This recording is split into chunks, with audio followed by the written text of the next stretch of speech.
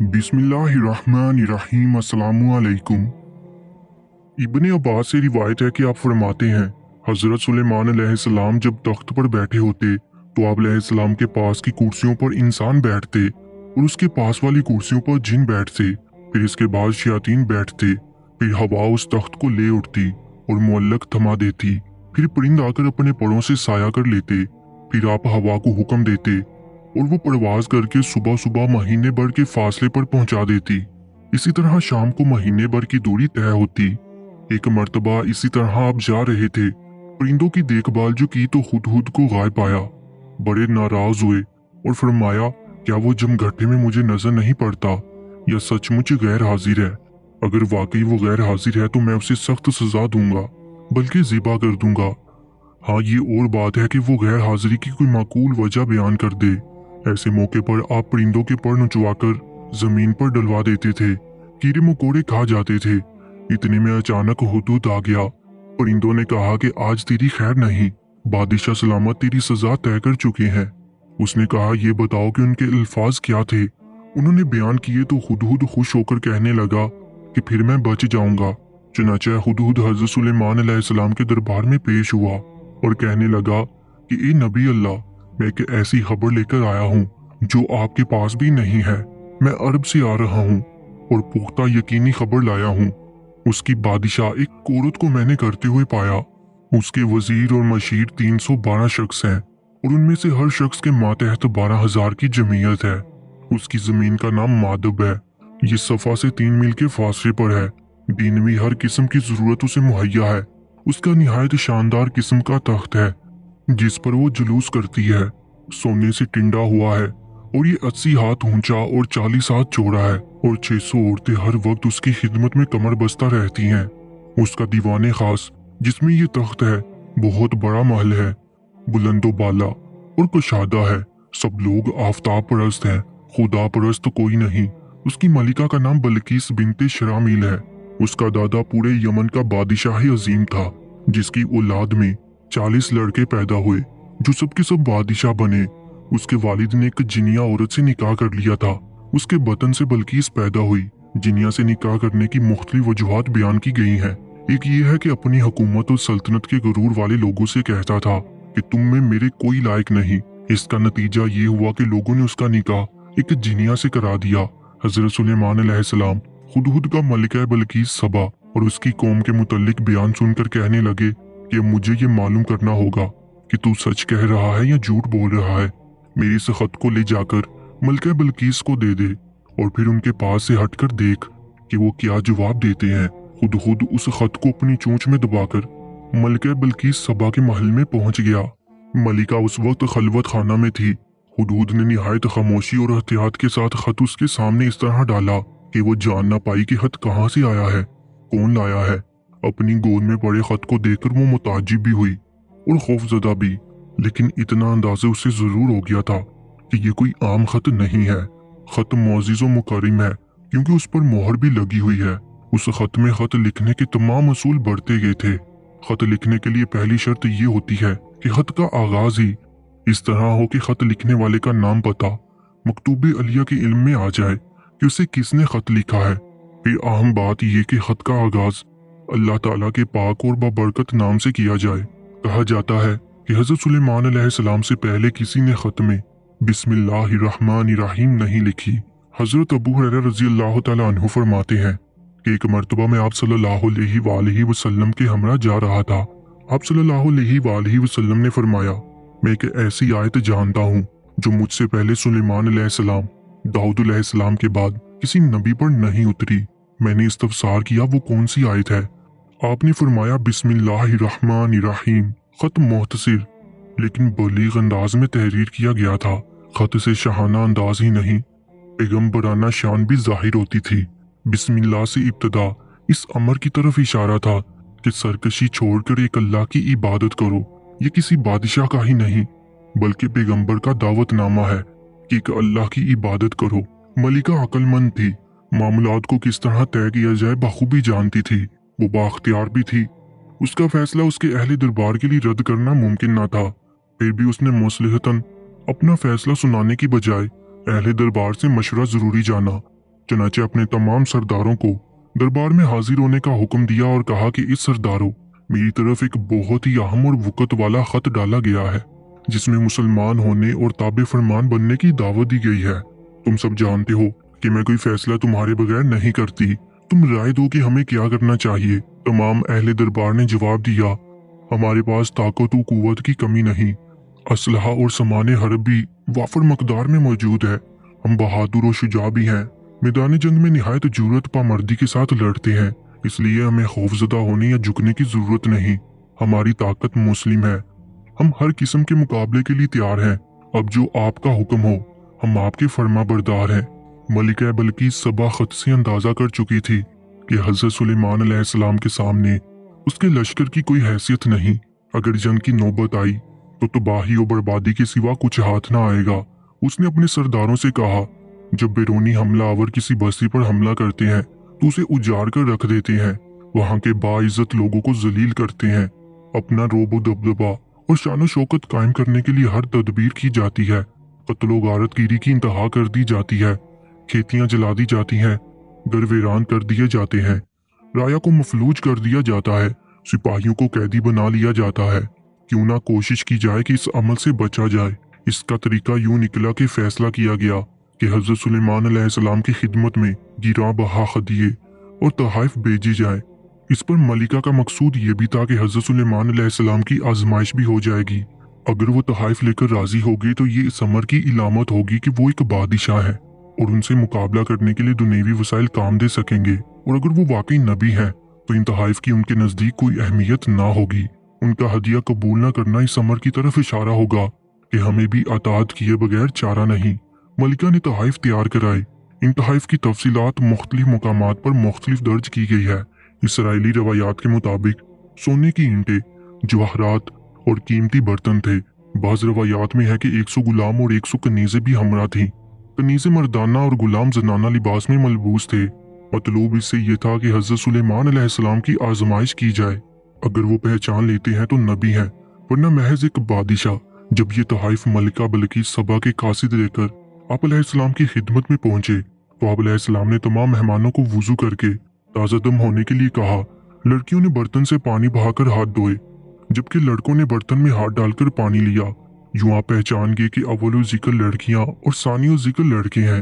एक रिवायत ये भी है कि एक गुरों ने कोहनियों से हाथ धोना शुरू किए और उंगलियों तक आया, जबकि दूसरे गुरों ने उंगलियों से शुरू होकर कोहनियों तक हाथ धोए। बहरहाल हजरत सुलेमान अलैहिस्सलाम ने दोनों को अलग अलग पहचान लिया। इसराइली रवायात के मुताबिक मलिका बल्कीस सबा ने अपने खत में चंद आजमाइशी सवालात भी किए थे, जिनमें से एक ये भी था कि मलिका ने एक बर्तन भी भेजा जिसके लिए फरमाइश थी कि इसे ऐसे पानी से भरा जाए जो जमीन का हो न आसमान का। हजरत सुलेमान अलैहिस्सलाम ने उसकी फरमाइश यूं पूरी की कि घोड़े दुराए और उनके पसीने के कतरे उस बर्तन में जमा करवा दिए। मलिका सबा ने हजरत सुलेमान अलैहिस्सलाम के लिए कुछ और भी आजमाइशें तैयार की थीं। अपने गुलामों से कहा था कि ये एक मोती जिसमें सुराख नहीं है इनकी खिदमत में पेश करना, कि इसमें जिन्नों और इंसानों की मदद के बगैर धागा डाल दें। दूसरे मोती में सुराख टेढ़ा है, इसमें भी धागा डालना मुमकिन नहीं। उन्हें कहना कि इसमें धागा डालकर दिखाए। अगर वो इन सवालों को अहमकाना या नामुमकिन समझकर गुस्से में आ गया तो वो एक आम बादशाह होगा, और अगर उसका रवैया मुतहम्मिल और खुशगवार रहा तो जान लेना कि वो मामूली बादशाह नहीं बल्कि नबी है। फिर उसकी बात तवज्जो से सुनना। कासिद हाजिर हुए। आपने डबिया तलब की। उसने कहा, खोलने से पहले बताइए इसमें क्या है। हजरत जिब्राइल अलैहिस्सलाम ने मदद की। आप अलैहिस्सलाम ने फरमाया, एक मोती बगैर सुराख के, एक मोती टेढ़े सुराख वाला, उन दोनों में धागा डाल दो। आपने अपने दरबारियों से फरमाया, मोती में सुराख कौन करेगा। दीमक ने यह काम अपने जिम्मे लिया, अपने मुंह में एक बाल लिया और मोती में एक सिरे से दाखिल होकर दूसरे से निकल आया। आप अलैहिस्सलाम ने दीमक से खुश होकर फरमाया, तुम्हें कोई हाजत हो तो बयान करो। उसने कहा, ए नबी अलैहिस्सलाम, मेरा रिज़्क दरख्तों में कर दे। आप अलैहिस्सलाम ने उसकी फरमाइश पूरी की। फिर आपने टेढ़े सुराख वाले मोती को सामने रखा और कहा कि इसमें धागा कौन डालेगा। सफेद कीड़े ने बढ़कर कहा, मैं ये काम करूंगा। उसने धागा अपने मुंह में लिया और एक तरफ से जाकर दूसरे से निकल गया। आपने उस कीड़े से उसकी हाजत पूछी। ए अल्लाह के नबी, मेरा रिस्क फलों में रख दो। उसकी फरमाइश भी रहती दुनिया तक पूरी कर दी गई। कासिद तो इससे पहले ही आपसे मरूब हो चुके थे। जब हज़रत सुलेमान अलैहिस्सलाम ने कासिदों के इस्तकबाल के लिए दरबार से 9 फरसख यानी कोई 30 मील की मुसाफत में सोने चांदी की ईंटों के फर्श बनाने का हुक्म दिया, रास्ते में दोनों तरफ अजीबुल खलकत जानवरों को खड़ा कर दिया। दरबार को भी अजसरनो तरतीब दिया। अपने तख्त के दाएं बाएं 4-4 हजार सोने की कुर्सियां, एक तरफ उलमा और दानिशवरों के लिए, दूसरी जानिब वज़रा और अमाले सल्तनत के लिए बिछा दी गई। चुनाचे जब कासिद आए तो उन्होंने सोने की ईंटों पर जानवरों को खड़ा देखा। आगे आगे तुयूर की कितारें थीं, फिर जिन्नात की सफ़े थीं। वो रास्ते में ही हैरत ज़दा हो गए थे। दरबार पहुंचे तो वहां की शान शौकत देखकर दंग रह गए। और जब हज़रत सुलेमान अलैहिस्सलाम से मुलाकात हुई तो शाहाना करोफर के बावजूद आप अलैहिस्सलाम खुंदा पेशानी से पेश आए। कासिदों ने बेशकीमत तहाइफ नजर किए तो आप अलैहिस्सलाम ने फरमाया, क्या तुम नहीं देख रहे कि अल्लाह ताला ने मुझे हर चीज से नवाजा है? ये मालो दौलत मेरे लिए बेमानी है।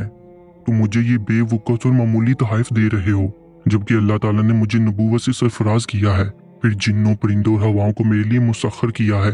मेरी बादशाहत की शान शौकत तुम देख ही रहे हो। इस दुनियावी साजो सामान की मेरे नजदीक कोई हैसियत नहीं है। तुम अपने ये तहाइफ वापस ले जाओ और एक खतरनाक इंजाम का इंतजार करो। मैं इंसानों की ही नहीं बल्कि जिन्नों और परिंदों की फौजी लेकर हमलावर होऊंगा, जिनका तुम मुकाबला न कर पाओगे। तुम अपने हदिये पर फख्र करो और इसे अपने हमरा लेकर लौट जाओ। कासिद हैरानो मबहूत होकर वापिस हुए। हज़रत सुलेमान अलैहिस्सलाम के दरबार के हवाल के अलावा उनका ऐलान जंग भी मलिका को सुना दिया। मलिका जान गई थी कि वो बादशाह के अलावा नबी भी है और अल्लाह के नबी और रसूल से लड़ना गोया अल्लाह से मुकाबला करना है, जिसकी जरूरत हम में नहीं है। मलिका ने हज़रत सुलेमान अलैहिस्सलाम के दरबार में हाजिरी देने का फैसला किया। कहा जाता है कि उसने 12,000 सरदार मुंतखब किए, जिनके तहत 1-1 लाख सिपाही थे। हज़रत सुलेमान अलैहिस्सलाम ने दूर से गुबार उठता देखा तो जान गए कि मलिका बल्कीस सबा अपने सिपाहियों के साथ आ रही है और मती होकर आ रही है। उस वक्त वो महल से 3 मील के फासले पर थी। हज़रत सुलेमान अलैहिस्सलाम ने सोचा कि वो मेरे दरबार की शान शौकत के साथ साथ पैगंबराना मौजज़ा भी देख ले। इसलिए आपने अपनी उस मजलिस में कि जहां आप सुबह से दोपहर तक मुकद्दमात का फैसला किया करते थे और जहां जिन्नों इंस सभी शरीक हुआ करते थे, फरमाया कि क्या मलिका बल्कीस सबा का तख्त, जिसके बेश कीमत और नादर होने की बहुत शोहरत है, मलिका के मेरे दरबार में पहुंचने से पहले कोई यहाँ ला सकता है? क्योंकि जब वो यहाँ आ जाएगी, ईमान ले आएगी, फिर उसका माल हम पर हराम हो जाएगा। बहरहाल एक ताकतवर और सरकिश जिन जो एक बड़े पहाड़ जितनी जिसामत रखता था, वो बोल पड़ा कि अगर आप मुझे इजाजत दें तो मैं आपका दरबार बर्खास्त करने से पहले उस तख्त को उठाकर यहाँ ला सकता हूँ। फिर आप जानते हैं कि मैं बहुत ईमानदार हूँ। उस खीरे जवाहरात से मुज़य्यन तख्त से कोई चीज चुराऊंगा नहीं। जाहिर है कि जिन इंसानों के मुकाबले में गैर मामूली कुव्वतें रखता है, किसी इंसान के लिए मुमकिन नहीं कि वो बैतुल मुकद्दस से मारब यमन जाए और 1,500 मील का फासला 2-4 घंटों में तय करके तख्त यहाँ पहुंचाए।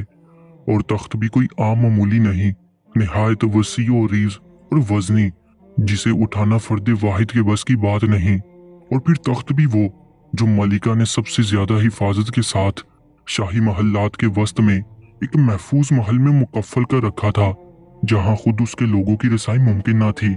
मजलिस शूरा में मौजूद एक शख्स बोल उठा। ये वो शख्स था कि जिसे किताब का इल्म अता किया गया था कि आपके पलक झपकने से बेशतर मैं तख्त आपकी खिदमत में हाजिर कर सकता हूँ। यहाँ चंद सवालात जहन में पैदा होते हैं। ये कौन शख्स था? किताब कौन सी थी? इल्म क्या था? बाज़ अफराद का ख्याल है कि ये खुद हज़रत सुलेमान अलैहिस्सलाम थे कि अल्लाह ताला ने उन्हें इल्म से नवाजा था और वो मौजज़ा दिखा सकते थे। बाज़ मुकामात पर उसे हज़रत सुलेमान अलैहिस्सलाम का मुकर्रब सहाबी बताया गया है। उसका नाम आसिफ बिन बरखिया दर्ज है, जो हज़रत सुलेमान अलैहिस्सलाम के मोतमिद हास और वजीर थे और नस्ल इंसानी से ताल्लुक़ रखते थे। इब्ने अब्बास के मुताबिक आप हज़रत सुलेमान अलैहिस्सलाम के कातिब थे। आपके खालाजाद थे, वली अल्लाह थे और इसमें आज़म जानते थे। किताब के इल्म से मुराद गालिबन इसमें आज़म का इल्म है, यानी तो रात और बाज के नज़दीक इस इल्म से मुराद दरबारी रजिस्टर और सरकारी दफ्तर मुराद है। यानी आसिफ बरखिया को हदाया के दफ्तर के अमीन होने की वजह से ये इल्म था कि वो तख्त महल के किसी हिस्से में महफूज है। ये बात अलबत्ता हो सकती है कि अल्लाह ने उन्हें करामत बख्शी थी कि जिसके सबब उन्होंने जिनकी मुख्तसिर मोहलत को भी तवील जाना और कहा कि मैं पलक झपकने में तख्त हासिल कर सकता हूँ। चुनाचे लम्हा भर बाद ही हजरत सुलेमान अलैहिस्सलाम ने तख्त अपने सामने मौजूद पाया। तमाम अहले दरबार हैरत ज़दा रह गए। कहा जाता है कि जिस कुर्सी पर पांव रखकर हजरत सुलेमान अलैहिस्सलाम तख्ते शाही पर चढ़े थे, उसके नीचे से बल्कीस सबा का तख्त निकल आया। तो आपने फरमाया कि ये मेरे रब का फजल है जो मुझे आजमाना चाहता है कि मैं शुक्रगुजारी करता हूँ या बेपरवाह रहता हूँ। लम्हा भर में तख्त की यहाँ मौजूदगी में मेरा या आसिफ बरखिया का कोई कमाल नहीं, ये सब उसी की अता है। बहरहाल तख्त पहुंच गया। आप अलैहिस्सलाम ने हुक्म दिया कि इस तख्त की हैयत थोड़ी बहुत तब्दीली कर दी जाए। कुछ हीरे जवाहरात बदल दो, रंगो रोगन तब्दील कर दो, ताकि जब वो यहाँ पहुंचे तो देखा जाए कि आया वो अपने तख्त को पहचानती है, इस बात से आगाह होती है कि नहीं कि ये तख्त उसी का है, यानी इतना बड़ा मौजज़ा देखकर वो राह हिदायत पाती है या नहीं। मलिका बल्कीस सबा दरबार सुलेमान अलैहिस्सलाम में हाजिर हुई। वो अपनी तरफ से बड़ी शानो शौकत और फख्र नाज के साथ ऊंटों के काफले के साथ, जिस पर ओदो अंबर खुशबूयात लदी थीं, बहुत सा सोना और हीरे जवाहरात लेकर यरूशलेम आई थी। जब वो वहां पहुंची तो यकीनन ये अमर उसके लिए हैरानकुन था कि उसके सामने मौजूद तख्त थोड़ी बहुत तब्दीलियों के साथ उसका अपना था, मगर ये यहाँ कैसे आ गया? कहाँ यरूशलेम, कहाँ सबा का इलाका, उसका महल, उसके मुहाफिज, और कहाँ कड़े पहरे में उसका तख्त। ये कैसे मुमकिन है कि इस शदीद पहरे के बावजूद तख्त यहाँ बैतुल मुकद्दस में, हजरत सुलेमान अलैहिस्सलाम के दारुल सल्तनत में, उसे यहाँ कौन ला सकता है?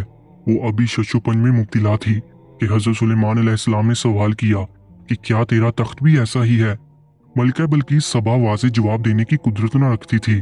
मुबहिम अंदाज में बोली गोया ये वही तख्त है, यानी ना इनकार किया ना इकरार, मुहतात जवाब दे दिया और यूं गोया हुई कि हम तो इस करामत से पहले ही आपकी नबूवत के कायल हो चुके थे, और वो जो मुश्किल सवालात के जवाबात के हसूल के लिए आई थी, सभी जवाबात उसे अता किए गए। एक सवाल ये भी था कि अल्लाह ताला का रंग कैसा है। ये ऐसा सवाल था कि आप सजदे में गिर पड़े और खुदा ताला से फरियाद की कि उसने ऐसा सवाल पूछ लिया है कि जिसका जवाब मैं तुझसे दरियाफ्त करने की जरूरत नहीं पाता। अल्लाह ताला ने फरमाया कि बेफिक्र हो जाओ, तुम्हारा मसला हल हो चुका है। आप अलैहिस्सलाम सजदे से उठे तो आप अलैहिस्सलाम ने पूछा कि तुमने क्या सवाल किया था? सभी सवाल फरामोश कर चुके थे। अब हजरत सुलेमान अलैहिस्सलाम ने सोचा कि नबूवत के मौजज़े तो वो देख चुकी है, अब उसे ज़ाहरी सल्तनत और जाहो जलाल भी दिखा दिया जाए। मलिका बल्कीस सबा की आमद की खबर सुनकर अब जिन्नों को एक ऐसे महल की तामीर का हुक्म दे चुके थे जो सिर्फ शीशे और कांच का था, और उसके नीचे पानी से लबालब हौज था। शीशा बहुत ही साफ शिफाफ था। आने वाला शीशे का इम्तियाज नहीं कर सकता था, बल्कि उसे ऐसे ही मालूम होता था कि पानी ही पानी है, हालांकि उसके ऊपर शीशे का फर्श था।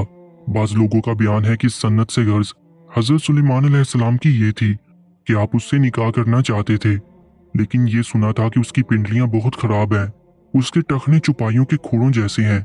इसकी तहकीक के लिए आपने ऐसा किया था। जब वो यहाँ आने लगी तो पानी के हौज को देखकर अपने पांचे उठाए। आप अलैहिस्सलाम ने देख लिया कि जो बात मुझे पहुंचाई गई है गलत है। उसकी पिंडलियां और पैर बिल्कुल इंसानों जैसे ही हैं, कोई नई बात या बदसूरती नहीं है। चूंकि बेनिकाह थी, पिंडलियों पर बाल बड़े बड़े थे। आपने उस तरह से मुंडवा डालने का मशवरा दिया, लेकिन उसने कहा इसकी बर्दाश्त मुझसे ना हो सकेगी।